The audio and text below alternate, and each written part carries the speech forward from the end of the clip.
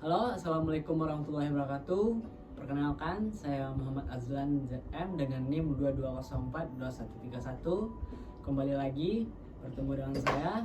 Pada pertemuan kali ini, saya akan membahas terkait proyek tugas akhir saya pada mata kuliah Pemerintahan Nagari dan Desa. Sebelumnya, yang terhormat pada dosen pengampu Ibu Arta Diniakmal MPA selaku dosen pengampu yang telah memberikan tugas ini. Nah, pada pertemuan kali ini saya akan menjelaskan terkait proyek tugas akhir saya, yaitu saya akan membahas suatu permasalahan di sebuah pemerintahan nagari yang saya rasa cukup perlu diperhatikan untuk dibahas hingga pemberian solusi terkait permasalahan tersebut, yaitu terkait pemekaran nagari secara definitif yang hingga saat sekarang ini sudah berjalan 2 tahun lebih masih belum secara sah mendapatkan legalitas pendiriannya. Oke, mari kita bahas. Mari kita bahas yang pertama, yaitu terkait apa sih pemerintahan nagari. Nah, pemerintahan nagari itu adalah sebuah satuan sistem pemerintahan terendah yang ada di wilayah administratif Sumatera Barat atau Sumbar.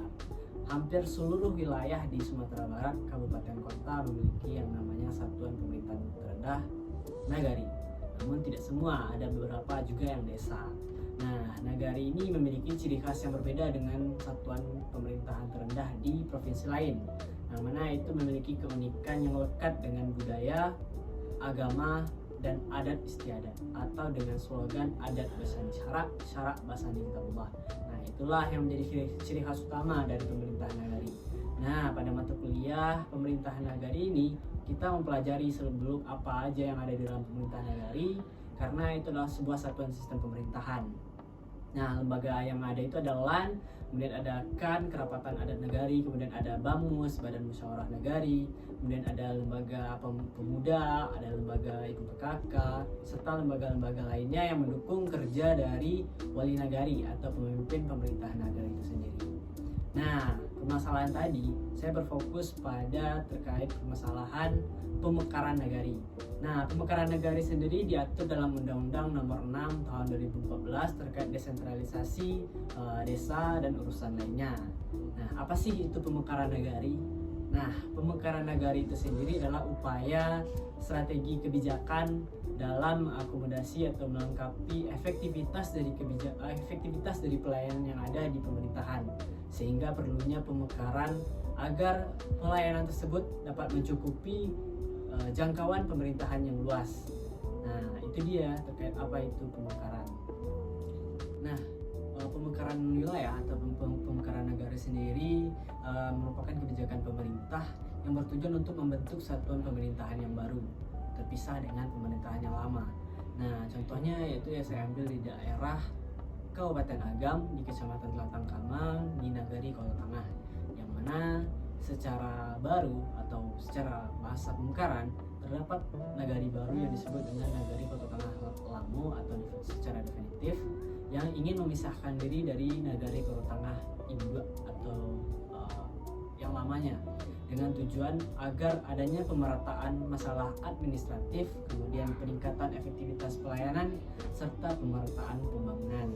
Nah, dalam konteks pemerataan pembangunan ini, banyak sekali hal yang tidak dijamah oleh pemerintah nagari sebelumnya, sehingga muncul kericuhan yang mengakibatkannya perlu pemekaran nagari tersebut.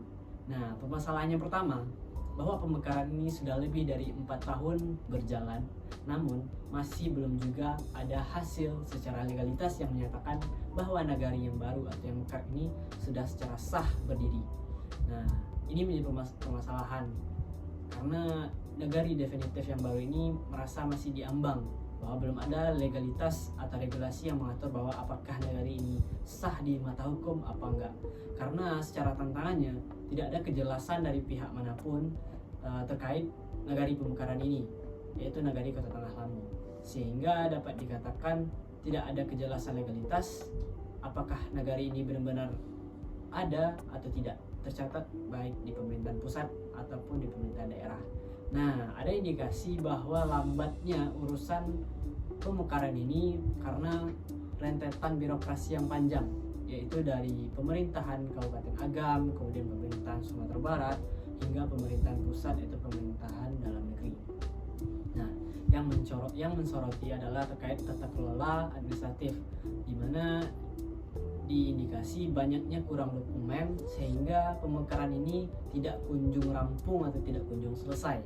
Nah, ini menjadi sebuah permasalahan yang pihak pemerintah nagari definitif atau pemekaran sendiri juga tidak tahu apa yang harus dilakukan, sehingga kedua belah pihak, baik itu si pemekar dan juga si pihak pemerintah pusat, tidak saling berkoordinasi, sehingga akan terjadi seperti ini secara terus-menerus. Maka tidak akan muncul dan tidak akan capai kesepakatan bahwa Nagari Kota Tangah Lamo sebagai nagari definitif yang berdiri secara sah.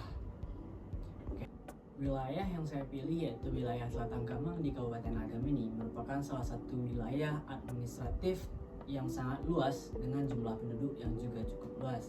Nah, ini menjadi faktor utama mengapa terjadinya pemekaran nagari di wilayah tersebut, sehingga bahwa dengan adanya tujuan pemerataan pembangunan ini sesuai dengan kondisi nyata yang ada di daerah tersebut, dengan banyaknya jumlah masyarakat, luasnya wilayah kekuasaan memerlukan pemerataan pembangunan, pelayanan, dan lain-lainnya. Nah, mungkin itu permasalahan yang dapat saya sampaikan terkait dengan pemekaran nagari di salah satu wilayah. Mungkin solusi dari saya selaku pihak administrasi negara atau analis kebijakan terkait pemerintahan negara ini, yaitu perlu adanya pemangkasan administrasi birokrasi sehingga tidak perlu lama menunggu keputusan dari pusat, serta perlunya ego struktural bahwa pemerintah pusat perlu melihat ke bawah masalah nyatanya bagaimana, sehingga masyarakat atau pemerintah nagari tidak terombang-ambing tanpa kejelasan regulasi yang tidak ada, yang ditunggu kian tahun tidak juga jumpa. Mungkin sekian penjelasan saya. Banyak maaf, saya ucapkan terima kasih. Assalamualaikum warahmatullahi wabarakatuh.